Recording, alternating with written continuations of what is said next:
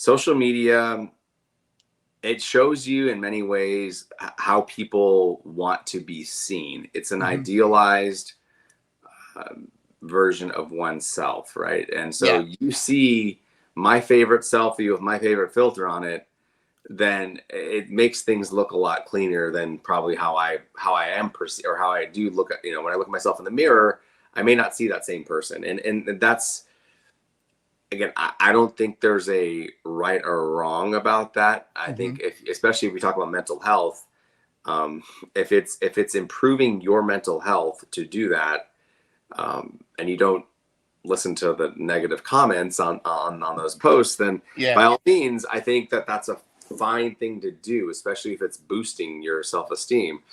Um, but going to like the authenticity piece and kind of being genuine, I'll say this, and it might be controversial, that people don't, nobody's owed like an explanation of me on social media, or and again, this might be a bit rude, but like I mean it like from a, I don't expect it from other people either. So it's not just me, but the idea that Where's my pearls? I got to clutch them. I know, clutch them right now. I don't know. But the idea, like, people don't, aren't owed like some sort of explanation about why I was offline. They're not owed an explanation of my health issues that I may have or may not have. They're not owed an explanation of why I'm online at midnight in a space. Like, nobody's owed an explanation of that. And as long as I'm comfortable saying that to myself, then I think that I can embrace, I can be a little more genuine when I'm interacting with people, Yeah. as long as I understand it myself, right? And as long as I embrace that fundamental piece.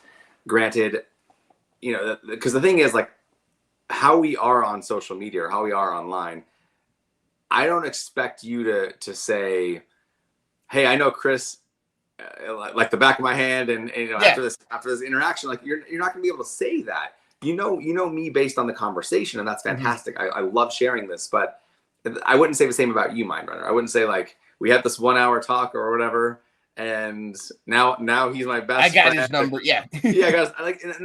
But I just think that we need to make sure that, like, there's a clear understanding of that before we talk about the genuine or the authenticity piece, because I've met probably about close to a dozen people from Hmm. social media in person, and what I found is that they want to meet again afterward, right? So this shows a sliver of who I am, and people like that, but it's not all of me, Yeah. right? And those who I open up my personal life to will be the ones I meet in person. Like, and that's just the way it is for Yeah. me. So if people are judging me and saying I'm not authentic because of who I am on social media, that's intentional, is what I would say. And I Yeah. think that's kind of how I think about it. I think you're absolutely right. You touched on it. There's a difference between being genuine, like you being genuine is not, is not necessarily being completely open with everything. It's like, like you're not it's not a lack of being genuine for you to keep things from being out there, because there's no such thing as lack of being genuine by omission. If that makes sense, like, and you need to be protected. Plus, I think that's even not just social media, but I like when I'm in the classroom, I'm Mr. Burden. When I'm with my colleagues, I'm Aaron, or Aaron, or whoever, I done messed up Aaron. When I'm home, I'm a husband. When I'm visiting my mom, I'm her son. Those are all, and I mean, there's things I don't tell my mom. There's there's I don't get into, but it's like you can be all of those things. Plus, a lot of times people project their perceptions of you onto you. What was interesting for about since around 2016. This is not a political reason. This is like I don't like to get into politics, but when we do talk about it, it's like I try to still be very, like, listen and learn. But Trump was doing a speech, and I kept noticing this lady behind them, and she had these crazy eyebrows, like these really crazy, and it took away from me focusing on anything else going on. I'm like, this lady's crazy looking, to the point, and it became an inside joke with me and some of my peers. I took a snapshot of her and I used her as my avatar on Twitter for years. And so for so long, all you saw was this lady with these crazy eyebrows, and I didn't even think anything of it. And then I would come and go on Twitter. And this was back in 2016 when I started doing the thing. And for years, I didn't even think about it. And then when I started using Twitter more, so many people, I noticed they treated me almost like different, because I think they thought I was that woman. They thought that's who I was. And so, and in their defense, that's their only interaction with me, is this avatar. So kind of going to what you're saying.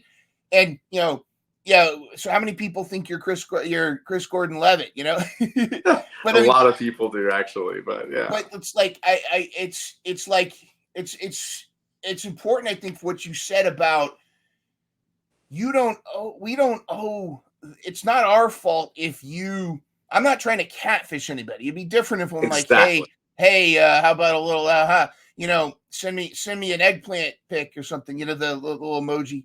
But it's not, it'd be different if it was a malicious intent, but I don't think it's like, it's not my fault if you have a perception of me that's different. I know who I am. Yep. I'm comfortable with being who I am. And I think that's important for us to do is this is me. And if there's a misunderstanding, I'll explain it. But it kind of goes back. I'm not being less genuine because my avatar is Scarlett Johansson or Chris Hemsworth. You know what I mean? Exactly. And I want to say something real quick on this, if you don't mind. Yeah. Something happened just yesterday that's relevant to this. Somebody who I've interacted with on X, on the X app, formerly known as Twitter. I've been in their spaces. I've interacted with them in DMs. Posted something saying along the lines of, he had sushi for breakfast, and I responded and said, "Hey, I have sushi for lunch once a week. If you're ever in town, let me know, and we'll do lunch." And one of the comments was "creep" and a big red alert. Yeah, and it was somebody, just random person I don't follow. Yeah, random person comments the word "creep," that red alarm alert thing. And so I replied back, and I did it I tried to be mindful of the words I use. And I said, "Look, I appreciate the feedback. You don't know me.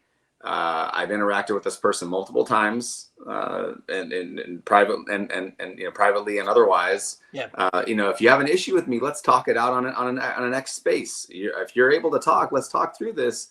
But the reality is that you don't know me. You don't know my history with this person. And if you're quick to judge, then that's it's not really a reflection of me. It's a reflection of you." Yeah. And so I try to be mindful of that. Again, maybe this person's having a bad day.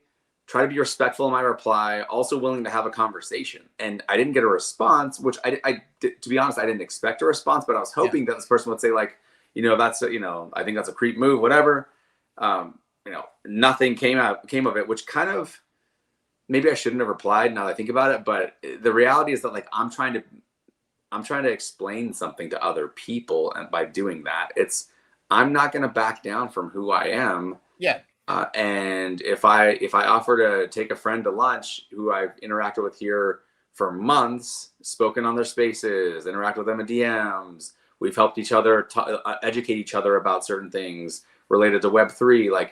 There's so much going on that people don't see. Mm-hmm. Kind of the main point here I'm trying to make is not just in social media, but in real life. I've seen people apologize for taking a break from social media, and it's I immediately reply to those, and I'm like, don't ever do that again. Don't apologize for living your real life. Yeah. Because that matters more. And I hate to, that again, it might sound counterintuitive given my name's Positively Chris, but the reality is that you don't want to miss real life, because real life isn't happening on the X app with all the back and forth that's going on. It's a fun app to use, and I've met a lot of really awesome people on it. But what's happening in front of you in person, it needs to be your priority. At least for me, it is. And I hope that other people don't see that they have to apologize for being away from an app. It's These apps didn't exist 25 years ago when I was a teenager. They didn't exist.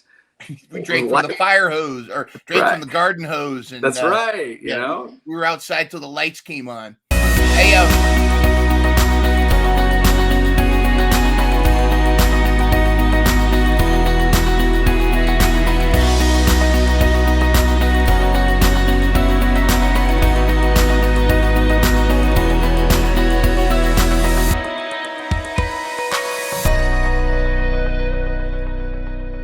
catch new episodes of Mental Health Mondays every Monday morning at 7 a.m. Start your week off with a smile and some inspiration.